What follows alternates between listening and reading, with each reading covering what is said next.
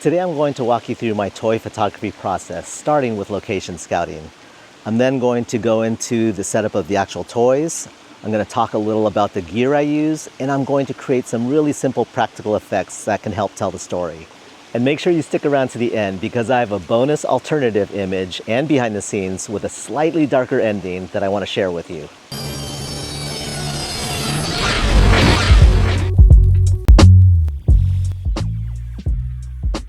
From Back to the Future, it's the DeLorean time machine from Mattel's Hot Wheels Screen Time collection. It's a collection of vehicles inspired by popular movies, TV shows, video games, and other pop culture properties. I love the detail and especially love that they offer this car with its wheels flipped up in hover mode. That's exactly what I needed for this shot.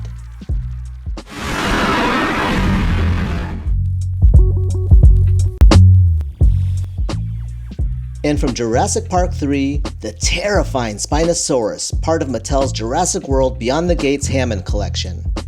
At over 25 inches long, this dino is huge and has premium level sculpting, articulation, and detail. So what if Marty McFly took a wrong turn and ended up in the Cretaceous period over 90 million years ago? That was the question that inspired me to create this image and episode. Oh, and coincidentally, both of the toys I'm using for this are from Mattel, and both movie franchises are from Universal. Fantastic toys from legendary timeless movies. Let's get started. For this image, I looked at 3 very different locations. This is location 1. I love the water cascading down the rock, as well as the pool of water the Spino is standing in. I also really like the rocks in the background, which will look much larger in the image than they actually are. The downside of this location is the retaining wall behind the rocks, which I need to replace with either a sky or some trees. But bonus points for a location that allows for an easy setup, especially a tripod to hold my camera while I create the practical effects at the set.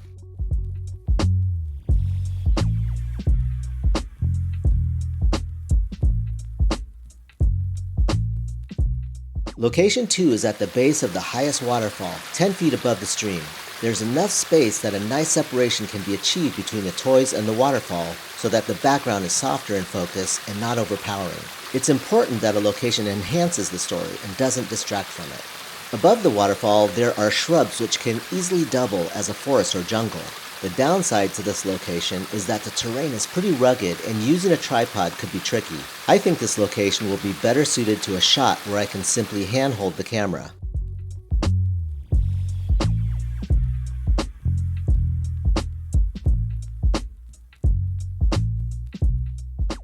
Location 3 utilizes one of the shallower sections of the stream. This location is close to location 1, except I'd be shooting up the stream instead of across it. It's also different from the first 2 locations in that it has a wide open background. The far end of the Toi Pond is visible, but only barely due to the aperture setting I'd be using. Setting up in this location would be very simple as well, since there is ample flat ground to set a tripod up on. Ultimately, it's important that a location allows me to tell the story in a dynamic and pleasing composition.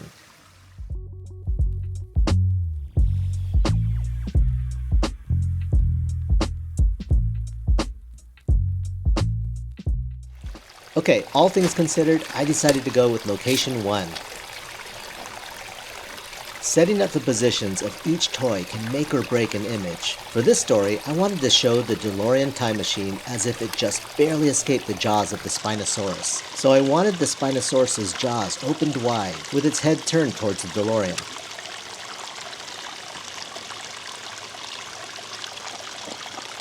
I'm using a gooseneck with alligator clip to hold the DeLorean in place. The gooseneck has a very strong magnetic base, so I usually will attach it to a 2.5 pound weight.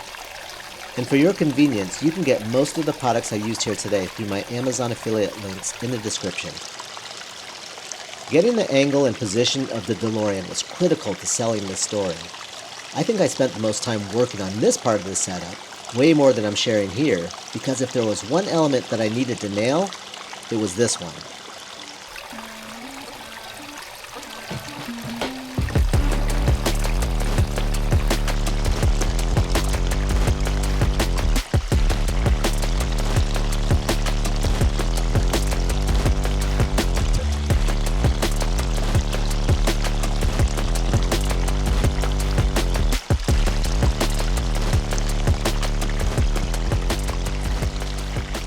I have my Canon R6 paired with the Canon R35mm STM lens on top of the versatile Neewer portable mini tripod. And since I need to be at the set creating practical splashes, I needed to use my remote shutter release to fire the camera. I shot this at 1/1000th of a second at f1.8 ISO 640. Now let's have some fun.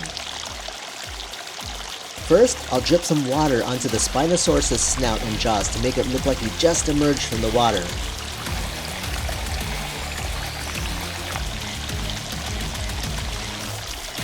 And now I'll splash some water around the Spinosaurus' feet to suggest movement and motion towards the DeLorean.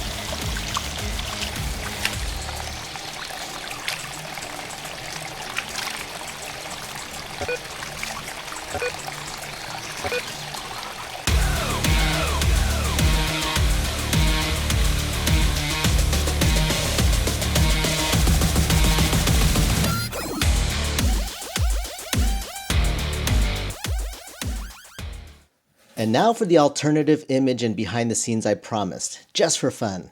I mean, isn't it really all just for fun anyways? I just kept thinking about how the last image could have ended so differently if Marty wasn't quite as fast on the throttle of that DeLorean. Let's see that version.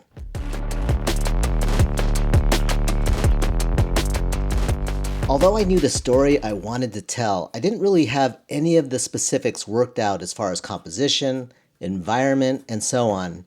And I'm doing this in the studio now, so the conditions are obviously very different than shooting out in my backyard. So I worked on the setup first and would deal with dialing in the lighting after that. You can see that I had a general idea, but it was basically more of a work in progress. Oh, and here's the part that Marty's not gonna like at all.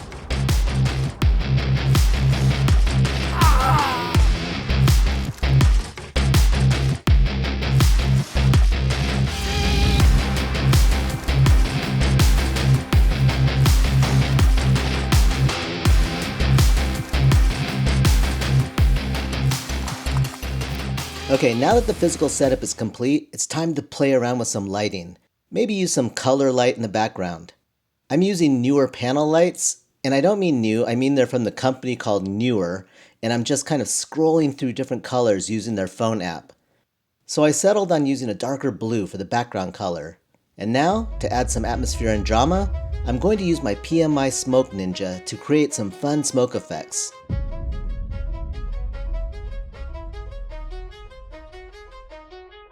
So primarily I'm using the Smoke Ninja to create more of an atmospheric mood. But here I'm using the smoke in combination with my light wand set to green to make it look like there's some toxic nuclear fumes being dispersed from the DeLorean time machine as it gets crushed in the jaws of the Spinosaurus. If you enjoyed this video and want to see more like it, hit the like button, comment, and subscribe. Thanks for watching.